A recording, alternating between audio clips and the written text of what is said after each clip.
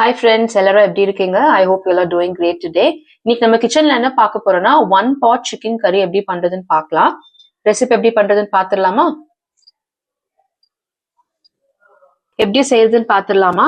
ஒரு குக்கர் எடுத்துக்கோங்க. அது நல்லா கொஞ்ச நேரம் ஹீட் ஆகணும். ஃபுல் ஃப்ளேம்ல வைங்க. ஹீட் ஆன பிறகு ஒரு 2 to 3 table spoons of oil வந்து ஆட் பண்ணிக்கலாம். இது கூடவே 2 பிரிஞ்சி இலை, ஒரு ஸ்பூன் சோம்பு, ஹாஃப் ஸ்பூன் ஜீரகம், கூடவே கொஞ்சம் கறிவேப்பிலை, இதெல்லாம் மிக்ஸ் பண்ணிக்கலாம்.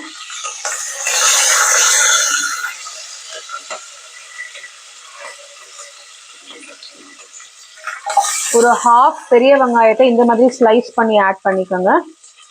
அப்புறம் 2 கைப்பிடி அளவு சின்ன வெங்காயம்,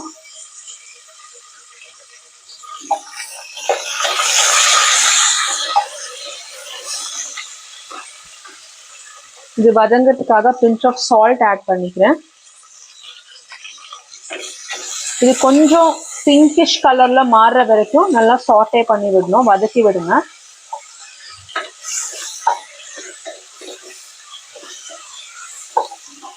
ஒரு 2 to 3 minutes இப்படியே ஹை ஃப்ளேம்ல வச்சு நல்லா வதக்கி விடுங்க.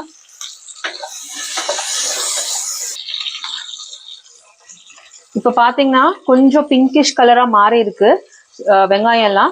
இப்போ நம்ம வந்து ஒரு டேபிள் ஸ்பூன் இல்லைன்னா இன்னும் கொஞ்சம் ஜிஞ்சர் கார்லிக் பேஸ்ட் வந்து ஆட் பண்ணிக்கோங்க. ஆட் பண்ணிட்டு இந்த பச்சை வாசனை போற வரைக்கும் நல்லா வதக்கணும். ஒரு 3 to 4 minutes வந்து கைவிடாம நல்லா வதக்கி விடுங்க. இப்போ இந்த பச்சை வாசனை நல்லா போயிருக்கு. இப்போ ஸ்லோ ஃப்ளேம்ல வச்சுட்டு ஒரு மசாலாவை ஆட் பண்ணிக்கலாம். First pinch of turmeric powder, 2 spoon தனியா பவுடர்,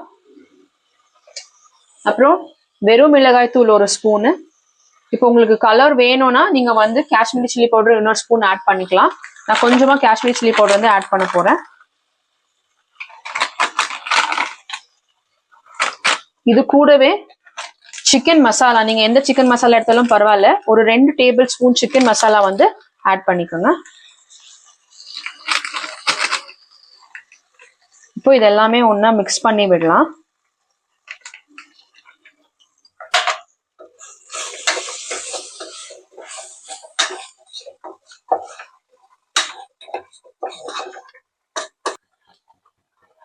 இப்போ ஜஸ்ட் ஒரு 3 to 4 spoons of water add பண்ணிக்கலாம். இந்த மசாலாலாம் கொஞ்சம் அடி பிடிக்காம வதங்கிறதுக்காக.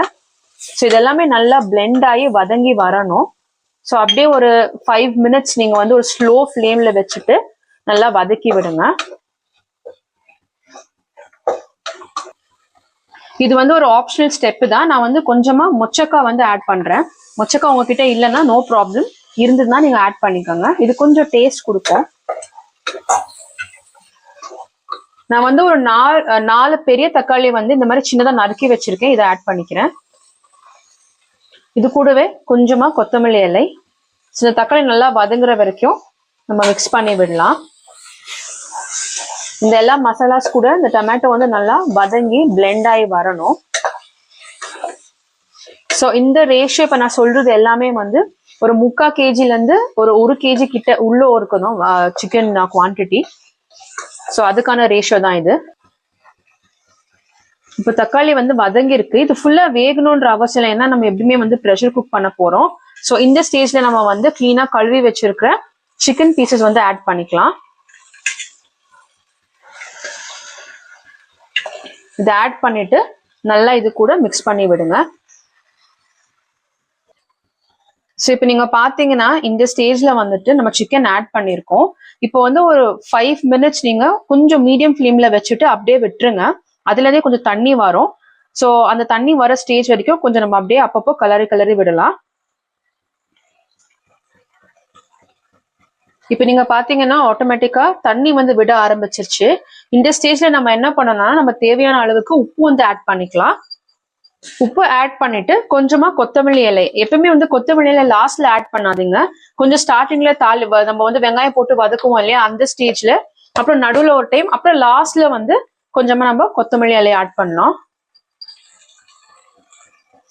நல்லா மிக்ஸ் பண்ணி விடலாம்.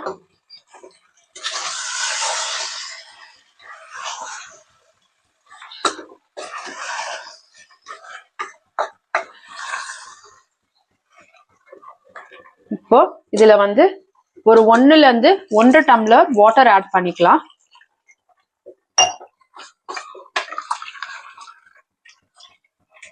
இந்த சிக்கன் பீசஸ் எல்லாம் நல்லா சோக் ஆகுற மாதிரி வாட்டர் ஆட் பண்ணிட்டு இன்னும் கொஞ்சம் எக்ஸ்ட்ரா தண்ணி, ஒரு 1/2 கிளாஸ் தண்ணி வந்து நம்ம ஆட் பண்ணணும்.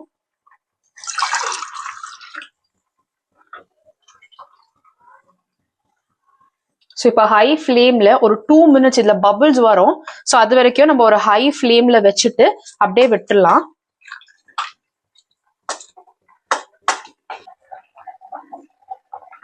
இப்போ நீங்க பாத்தீங்கன்னா நல்லா கொதித்து வருது இல்லையா? இந்த ஸ்டேஜ்ல நம்ம கொஞ்சமா கறிவேப்பிலையும் அப்புறம் இது கூடவே மல்லி இலையும் ஆட் பண்ணிக்கலாம்.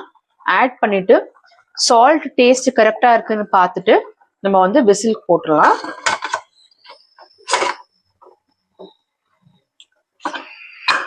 ஒரு 3ல இருந்து 4 விசில் நீங்க வந்து மீடியம் ஃப்ளேம்ல வச்சு ஆஃப் பண்ணிடுங்க.